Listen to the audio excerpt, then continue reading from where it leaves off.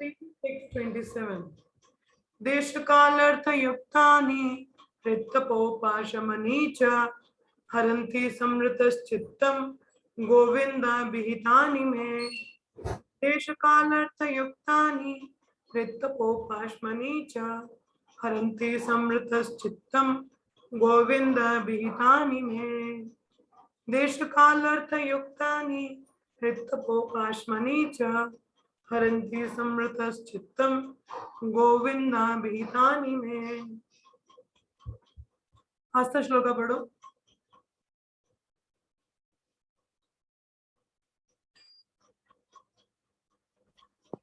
देशकालार्थयुक्तानि हृततपसानि च हरन्ति स्मरतश्चित्तं गोविन्दाभिहितानि मे।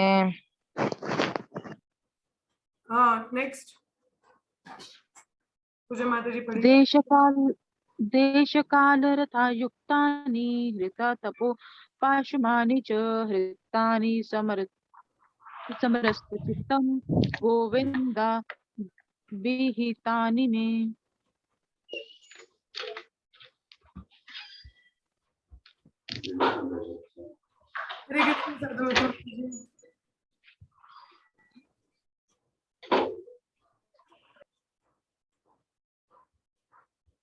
चलिए, translation and purport by Shrupa. Now I am attracted to those instructions imparted to me by the personality of Godhead, Govinda, because they are impregnated with the instruction for relieving the burning heart in all circumstances of time and space. तो अर्जुन क्या कह रहे हैं कि मैं अब उन आदेश उपदेशों से आकर्षित हो रहा हूँ जो भगवान कृष्ण ने मुझे दिए थे, जो कि ऐसे हैं जो कि हृदय जो जल रहा है उसको शांत कर सकते हैं हर समय और काल में। ठीक है, कल हम लोगों ने इसका तात्पर्य थोड़ा सा पढ़ा था, तो जहां से छोड़ा था वहीं से कंटिन्यू करेंगे। यहाँ लिखा है, the faithful human being who is desirous of being liberated from the clutches of material existence can very easily take the knowledge advantage of Bhagavad Gita. With this in view, the Lord instructed Arjuna as if Arjuna were in need of it. क्या बोले कि कोई भी श्रद्धावान व्यक्ति जो मुक्ति पाना चाहता है माया के चंगुल से, वो भगवत गीता का लाभ उठा सकता है। इसी को मद्देनजर रखते हुए भगवान ने अर्जुन को भगवत गीता सुनाई थी कि जैसे अर्जुन को आवश्यकता हो। परंतु और हम जानते हैं कि अर्जुन पहले से मुक्त जीव था, तो जो भगवत गीता के उपदेश हैं बेसिकली हम लोगों के लिए दिए गए, कलयुगी आत्माओं के लिए। ठीक है, तो पता है कि भगवत गीता में 5 मेन फैक्टर्स हैं नॉलेज के। कौन कौन से हैं? पहला आता है ईश्वर, जीव, प्रकृति, समय और एक्शन, कर्म। ठीक है, कौन कौन से इंट्रोडक्शन में है भगवत गीता के? ईश्वर, जीव, प्रकृति, समय, काल, परिस्थिति जैसे, और 5वां कर्म। तो ये 5 मेन फैक्टर हैं नॉलेज के। इन सब में से जो भगवान है और जीवात्मा है वो क्वालिटेटिवली वन है। क्वालिटेटिवली वन मतलब क्वालिटी वाइज दोनों सेम है। ठीक है, क्योंकि भगवान भी सच्चित आनंद है और जो जीवात्मा है वो भी सच्चित आनंद है, मगर क्वांटिटी में अंतर है।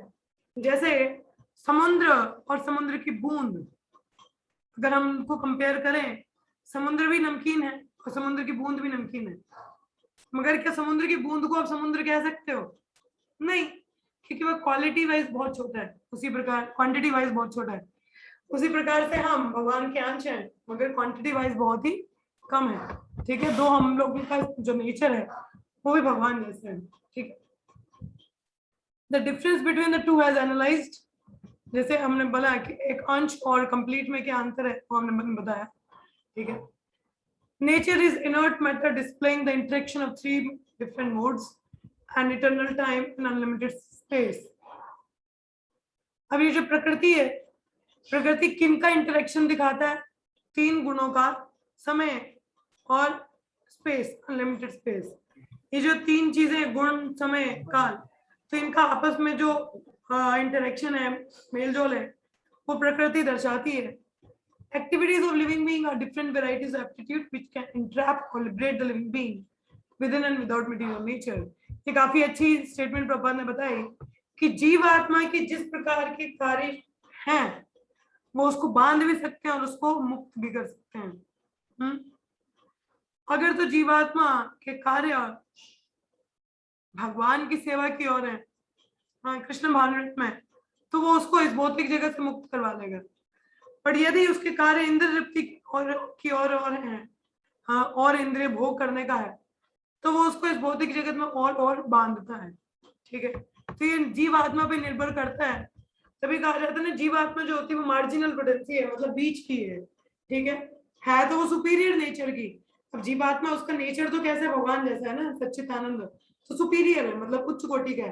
परंतु है क्या, मगर ये भौतिक शरीर के संपर्क में आने की वजह से ये बीच में आ जाता है। मैटर और स्पिरिट का कॉम्बिनेशन है ना, तो इसको मार्जिनल एनर्जी मतलब बीच की एनर्जी कहते हैं। तो अब ये अपने कार्यों से ऊपर भी जा सकती है और नीचे भी आ सकती है। नीचे मतलब अपने आप को डिग्रेड भी कर सकती है जानवर की जूनी में, या अपने आप को और ऊपर भी बढ़ा सकती है भक्ति में लग के। ठीक है, यहाँ लिखा है कि जितने भी ये सारे मैटर्स हैं, ये भगवत गीता में इनको डिस्कस किया गया है और उसकी और ज्यादा इलेबोरेशन भागवतम में आती है हमको जागृत करने के लिए। तो इन 5 सब्जेक्ट में से कौन कौन से 5 हैं? ईश्वर, जीवात्मा, प्रकृति, समय और मतलब इनमें इन 5 में से इटर्नल कौन कौन से हैं? इटर्नल मतलब जो कि नित्य हैं। भगवान नित्य है, जीवात्मा नित्य है और समय भी नित्य होता है। ठीक है, प्रकृति नित्य नहीं होती है क्योंकि प्रकृति शाश्वत है, खत्म होगी ना एक समय में भौतिक जगत। पर लिखा है जो जीवात्मा, nature and time are under the direction of supreme lord. मगर देखिए भगवान, हम लोग भी जैसे बोला नित्य कौन कौन है, भगवान भी नित्य है, इटर्नल है, जीवात्मा भी, सॉरी यहाँ पे प्रकृति की भी बात हुई है। वन सेकेंड ना,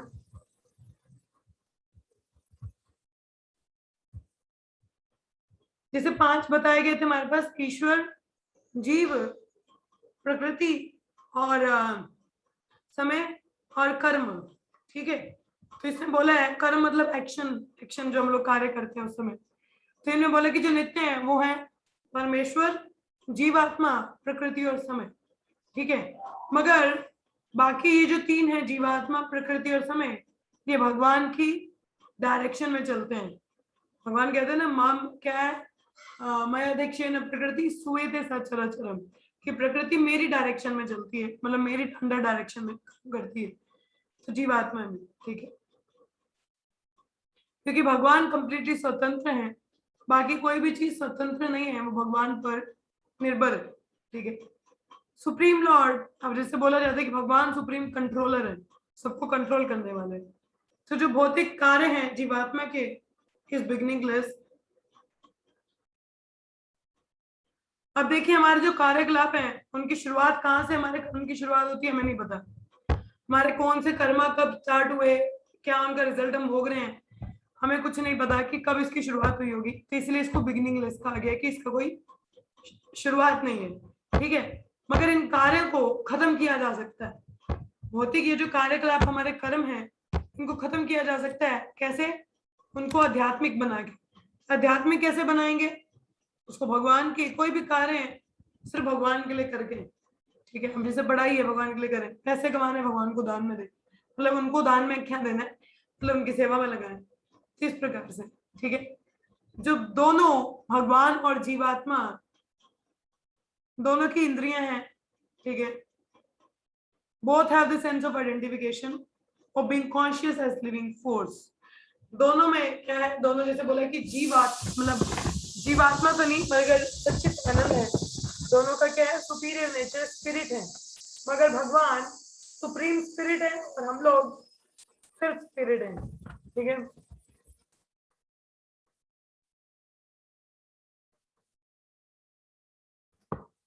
जैसे हम लोगों ने भागवत में जब क्रिएशन के बारे में पढ़ा था तो उसमें ये पढ़ा था कि एक महत्त्व होता है। महत्त्व का मतलब होता है कि मतलब इंग्रेडिएंट्स मतलब सामान, जो भी भौतिक जगत का क्रिएशन होता है तो उसको क्रिएट करने में जो भी हम सामान, जो सामग्री है उसको महत्त्व कहते हैं। ठीक है, तो महतत्व में जीवात्मा भी आती है। और जीवात्मा क्या होता है, अपने आप को भौतिक प्रकृति के संपर्क में आने की वजह से अपने आप को क्या है, मिस आइडेंटिफाई करती है। मतलब अपने आप को भगवान का दास या अपने आप को भगवान से समान ना, मतलब उनके ये नहीं समझ पाते कि मैं उनके अंश हूँ या उन्हीं के सच्चित आनंद जैसा मेरा भी स्वरूप है। अगर अपने आप को ये शरीर समझ लेता है तो वो मिस आइडेंटिफिकेशन करता है। ठीक है, तो जितना भी जो वैदिक शास्त्रों का जो स्कीम है वो यही है कि जीवात्मा को इस भ्रम से बाहर निकालना कि वो ये भौतिक जगत का बाय प्रोडक्ट नहीं है। हम लोग इस प्रकृति मटेरियल वर्ल्ड के प्रोडक्ट नहीं है। हम लोग कहाँ के प्रोडक्ट हैं, आध्यात्मिक जगत के। भगवान कहते हैं ना, माम वंशो जीव लोके जीव भूत सनातना, ये जीवात्मा ये मेरी अंश है और ये सारी सनातन है। सनातन है तो फिर भौतिक जगत की तो हुई नहीं, मगर हम समझ लेते हैं भौतिक जगत से आ रहे हैं। जैसे जो बिच्छू होता है वो चावल के ढेर में क्या होता है, अंडे देता है, तो वहां से बिच्छू के बच्चे निकल के आते हैं। तो जो मूर्ख व्यक्ति होता है वो बोलता है, वो समझता है कि चावलों से बिच्छू पैदा होते हैं। क्या ये सही अंडरस्टैंडिंग है? नहीं है ना, चावलों से बिच्छू नहीं पैदा होते, वो बिच्छू ने बच्चे अंडे वहां दिए थे। उसी प्रकार से भगवान ने जो ग्लांस करके वो प्रकृति को ग्लांस के प्रेग्नेंट, मतलब हम लोग यहाँ से आ रहे हैं, मगर ये नहीं है कि प्रकृति हमारी सोर्स है। सोर्स हमारा प्रकृति नहीं है, सोर्स तो हमारा भगवान कृष्ण है। ठीक है, हम मटेरियल वर्ल्ड के प्रोडक्ट नहीं। ठीक है, तो जब ऐसा जो इल्यूजन भ्रम हमारा ज्ञान और त्याग से खत्म होता है तो जीवात्मा समझ पाती है कि मुझे करना क्या है। जब जैसे जब भगवान में एंजॉय करने की टेंडेंसी है वो असल है, क्योंकि वो भोगता है। ठीक है, भगवान भोगता है ना, क्या कहते हैं, भोगता नाम यज्ञ तपसम सर्वलोक महेश्वर। तो भगवान भोगता है, भोग करना है, करना वही कर सकते हैं। ठीक है,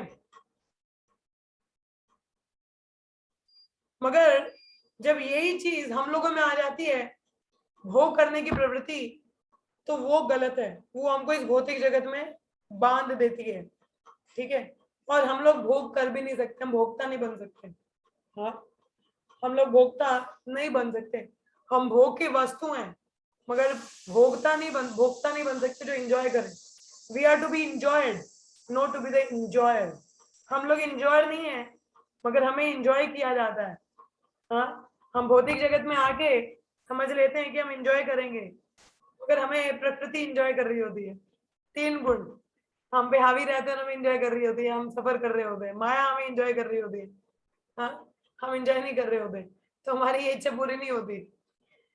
चिंता देखिए यहाँ पे पता है अंतर क्या है चेतना का।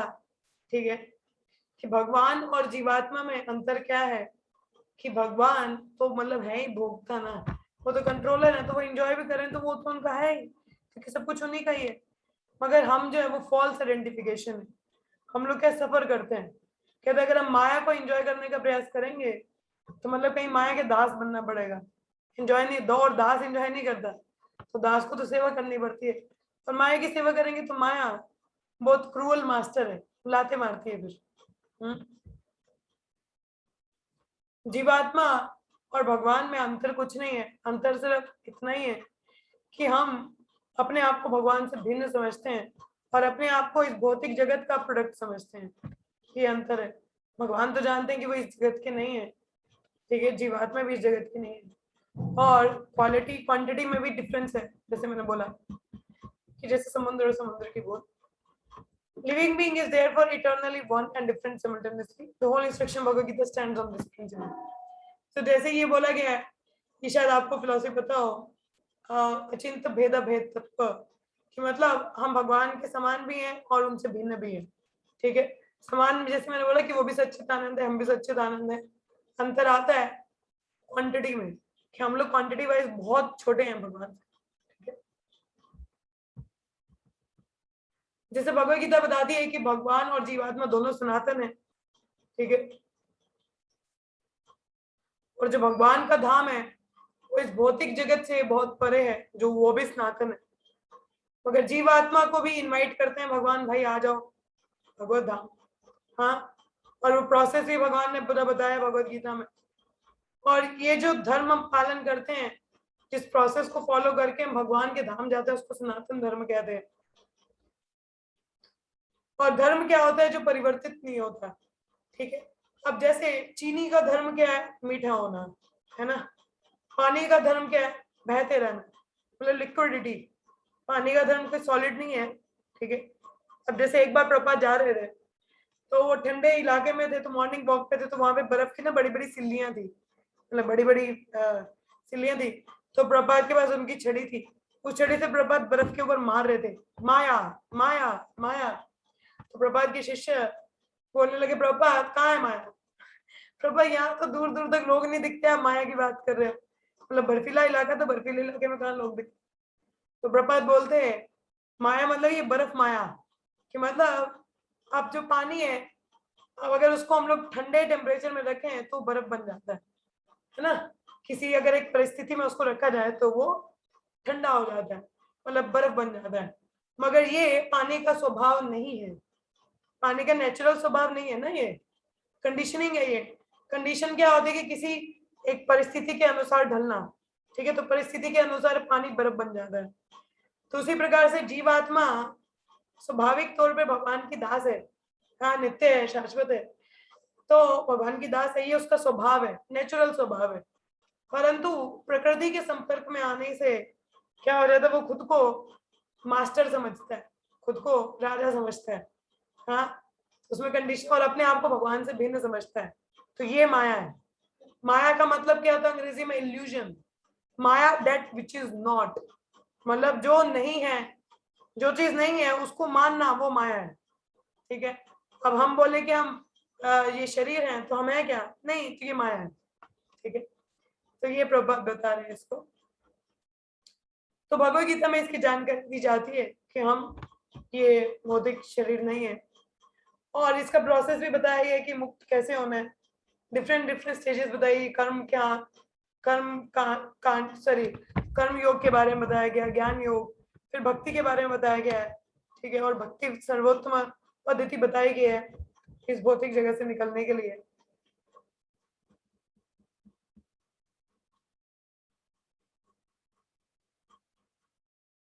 और हमारी जो प्रिस्क्राइब ड्यूटीज, हमें क्या करना चाहिए, वो भी भगवत गीता में बताया है।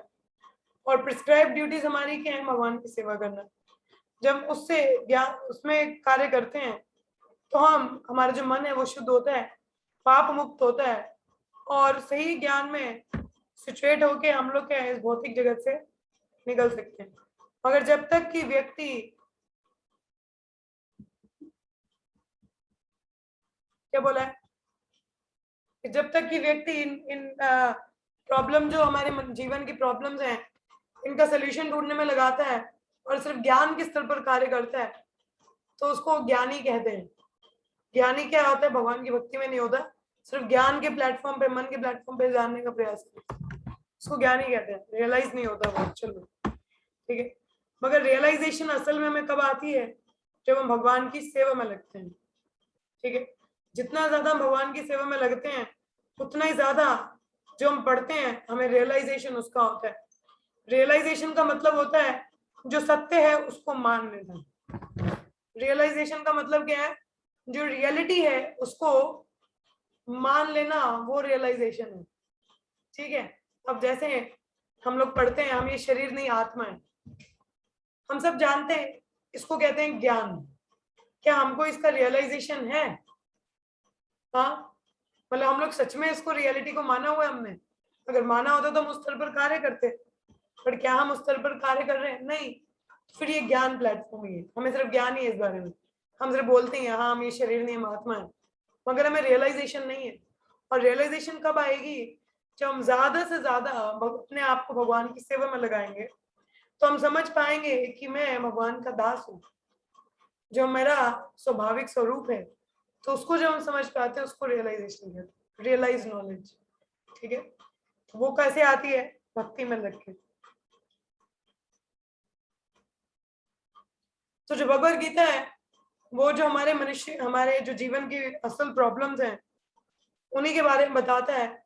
सबसे पहले शुरुआत होती है आत्मा और शरीर का अंतर। ठीक है, फिर कई चीजें उसमें बताई जाती हैं, प्रोसेस बताई जाती हैं। फिर बताया भगवत गीता इसीलिए किस लिए दी गई है हम लोगों को, ताकि हमारी जो जितनी भी मुसीबतें हैं हम उनसे फ्री हो सकें। ठीक है, अर्जुन ने भी इस ज्ञान का शरण लिया जो उसको भगवान ने कुरुक्षेत्र में सुना था, क्योंकि वो भी अभी डिलेमा फेस कर रहा है ना, थोड़ा सा उसको भी तकलीफ एहसास हो रही है, इसलिए वो भगवान की वाणी की शरण ले रहा है। तो हमें भी जीवन में जब तकलीफ का अनुभव होता है, जब सही हम लोग सोल्यूशन नहीं देख पाते हैं प्रॉब्लम्स का, तो हमें अपने जीवन को सुधारने का, सही सोल्यूशन देखने का और इस भौतिक जगत से निकलने के लिए हमें किसकी शरण लेनी चाहिए? भगवान के उपदेशों में, जो भगवान ने हमें भगवत गीता में बताया है। ठीक है, और भगवत गीता में कई सब्जेक्ट मैटर्स हैं, जैसे मैंने बोला कि 5 चीजों के बारे में बताया, ईश्वर, प्रकृति, समय, काल का, कर्म, उन सब की चर्चा हुई है।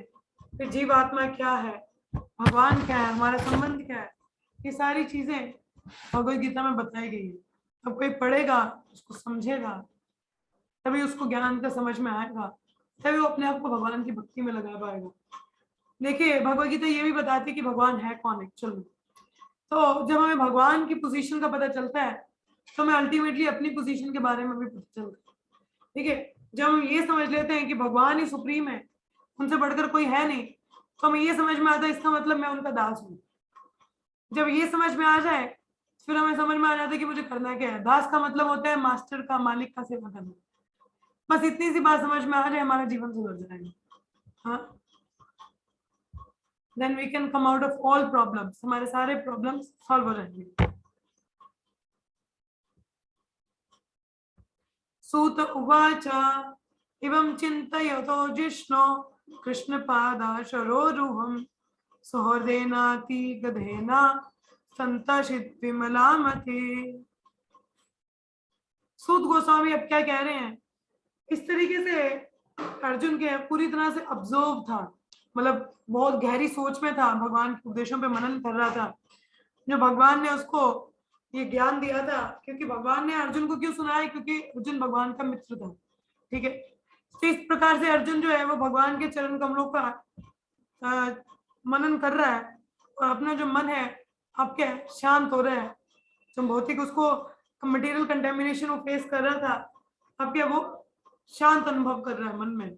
ठीक है, तात्पर्य में प्रपद बता रहे हैं, कहते हैं Lord is absolute deep meditation upon him is as good as yogic trance। भगवान क्या है? स्वयं भगवान है। ठीक है, जब उन पे हम मेडिटेट करते हैं, उनका चिंतन करते हैं, उन्हीं के ही ध्यान में होते हैं, तो वो जैसे योगा में इंसान जो एक योगी पूर्ण मेडिटेशन में होता है, उस तरीके से उसको समझा जा सकता है। और भगवान अपने नाम, रूप, गुण, लीला या उनका जो भी पैराफर्नैलिया है, उनके जो कार्यकलाप है, उनसे भिन्न नहीं है। नाम और नामी में भेद नहीं है, हमें पता है। भगवान और भगवान के रूप में कोई अंतर नहीं, उनके गुणों में कोई अंतर नहीं, उनकी लीलाओं में कोई अंतर नहीं। अर्जुन भगवान के उपदेशों के बारे में सोचना शुरू किया। उनके उपदेशों का भी सोचना मतलब भगवान का ही चिंतन करना है, क्योंकि भगवान और भगवान की वाणी में भी अंतर नहीं है। तो जो लोग भगवान के ये जो उपदेश हैं, इनके मनन करते हैं और इनका पालन करते हैं, वो अपने दूषित मन से निकल पाते हैं। भगवान कहते हैं कृष्ण सूर्य समान माया रा अंधकार, जहां सूर्य वहां नहीं, जहां कृष्ण वहां नहीं माया का अधिकार। तो जहां सूर्य होता है, सूर्य का प्रकाश है, क्या वो अंधकार होता है? नहीं। तो भगवान उसी सूर्य के समान है। तो हमारे मन में भी अगर अज्ञानता है, तो अगर हमारे मन में भगवान का चिंतन है, तो उनके चिंतन से हमारे मन का जो अज्ञान है, अंधकार है, वो दूर हो जाता है, क्योंकि भगवान सूर्य के समान है। तो जो भगवान के भक्त हैं, वो हमेशा उनका जो मन है वो कहाँ पे होता है? सवे मणा कृष्ण पदार विंदयो। उनका मन हमेशा भगवान के चरण कमलों या उनके चिंतन में रहता है, जिसकी वजह से उनको माया पकड़ नहीं पाती, उनका मन दूषित नहीं होगा। और चैतन्य महाप्रभु इसलिए सबको कहते थे कि सततम कीर्तयन्तो मम, ये तो भगवत गीता का इंस्ट्रक्शन है, मगर चैतन्य महाप्रभु कहते थे constant chanting of the name of Lord. अगर आप अपने आप को माया से बचाना चाहते हैं तो निरंतर भगवान का हरि नाम का जप करते रहो, अपनी जीभा को भगवान का हरि नाम लेने में लगाओ, मन को भगवान के चिंतन में लगाओ, तो फिर जितने ही कष्ट क्यों ना हो, भौतिक जगत से कुछ भी क्यों ना हो, आप उससे पार हो सकते हो। और ये जो हमारा सेपरेशन का ये जो फीलिंग होता है भगवान से अलग होने की, ये भक्तों के लिए बहुत दर्द देने वाली है, पेनफुल है, परंतु क्योंकि वो भगवान के संपर्क में रहते हैं उनके ट्रांससेंडेंटल साउंड वाइब्रेशन की वजह से, तो वो हमेशा आनंद में रहते हैं। कभी भी इस भौतिक जगत के जो दुख हैं, तकलीफ है, वो इसका अनुभव नहीं करते। क्यों? क्योंकि उनका जो चिंतन है वो हमेशा भगवान के नाम में, उनकी लीलाओं में रहता है। देखिए, जो लोग शुद्ध नाम उच्चारण करते हैं उनके हृदय में भगवान की लीला स्मृति चलती रहती है। उनका जो हृदय है वो स्पिरिचुअल टेलीविजन बन जाता है।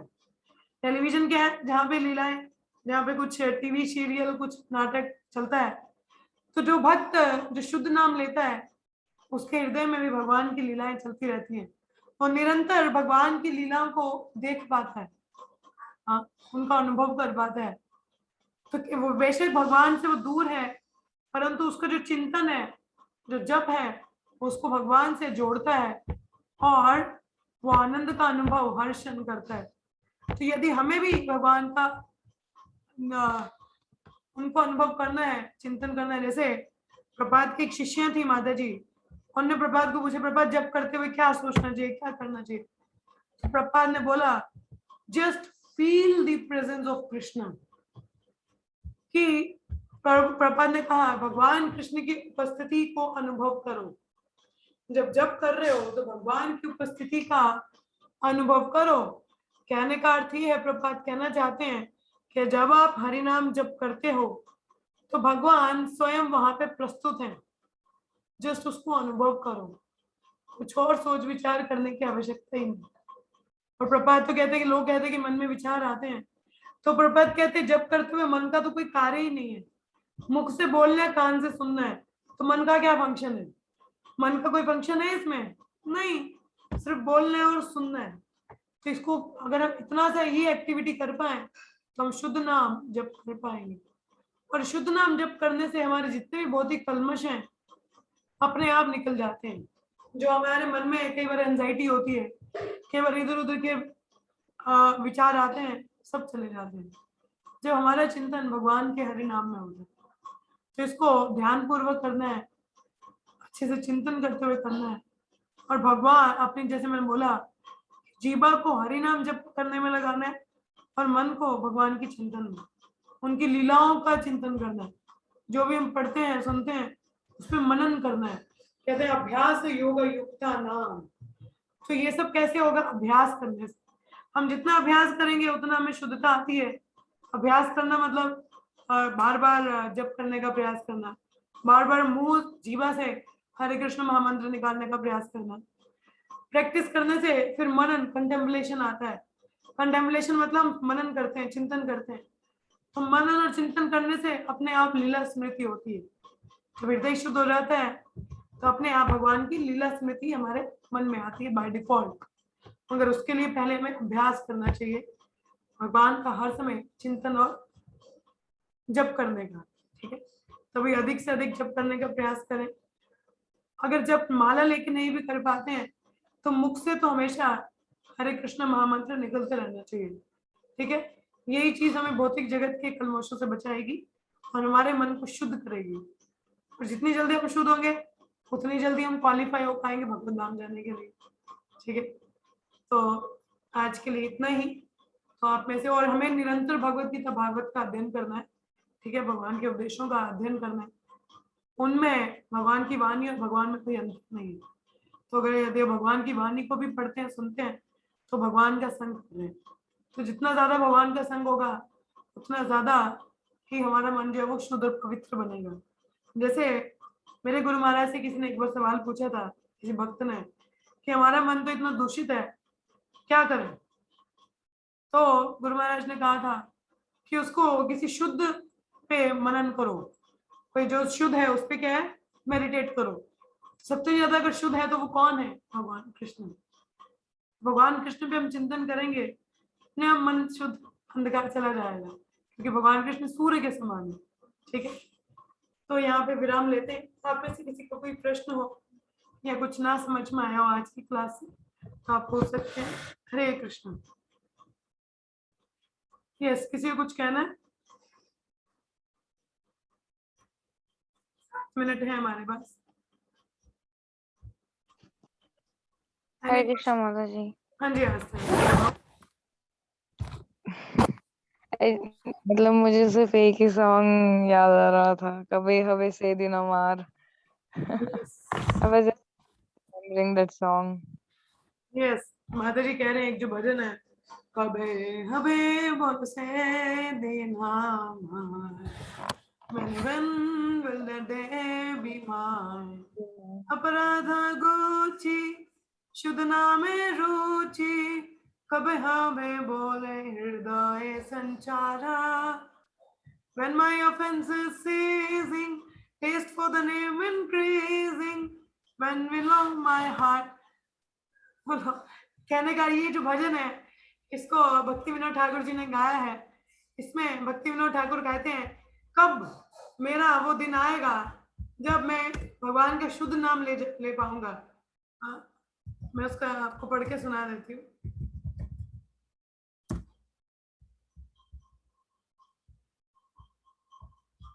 बहुत सुंदर भजन है ये।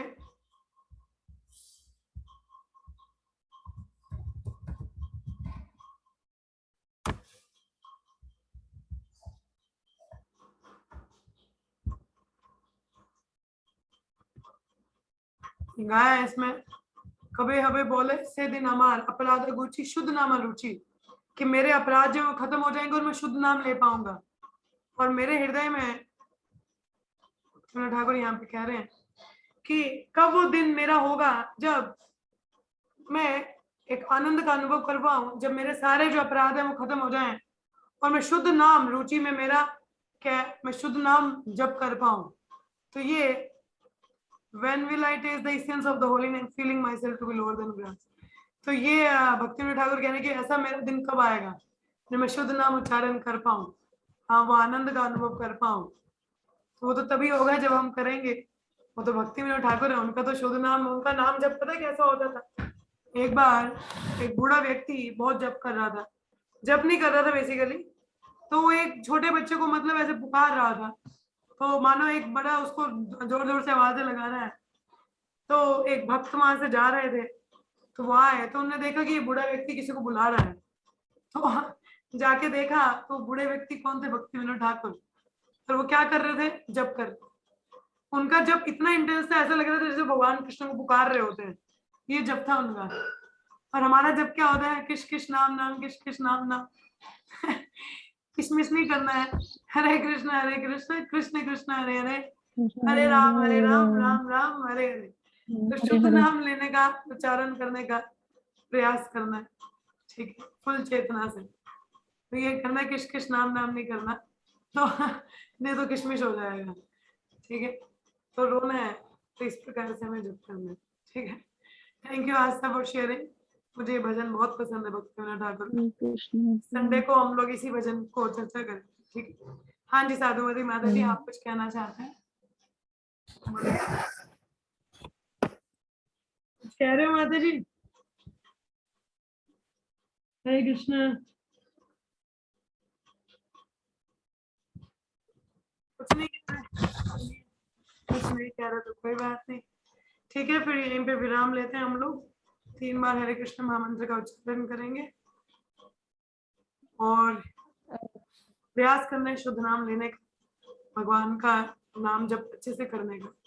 ठीक है, 3 बार हरे कृष्ण कहेंगे। हरे कृष्णा हरे कृष्णा हरे कृष्णा कृष्ण कृष्ण हरे हरे, हरे राम हरे राम राम हरे हरे, कृष्णा हरे कृष्णा कृष्ण कृष्ण हरे हरे राम हरे राम हरे कृष्णा हरे कृष्णा कृष्णा कृष्णा हरे हरे हरे हरे राम राम राम राम हरे हरे। ग्रंथराज श्रीमद् भागवतम की जय। श्रील प्रभुपाद की जय। सही भक्त जय। धन्यवाद। सबको शाम को मिलेंगे धन्यवाद माता आपका। क्लास में।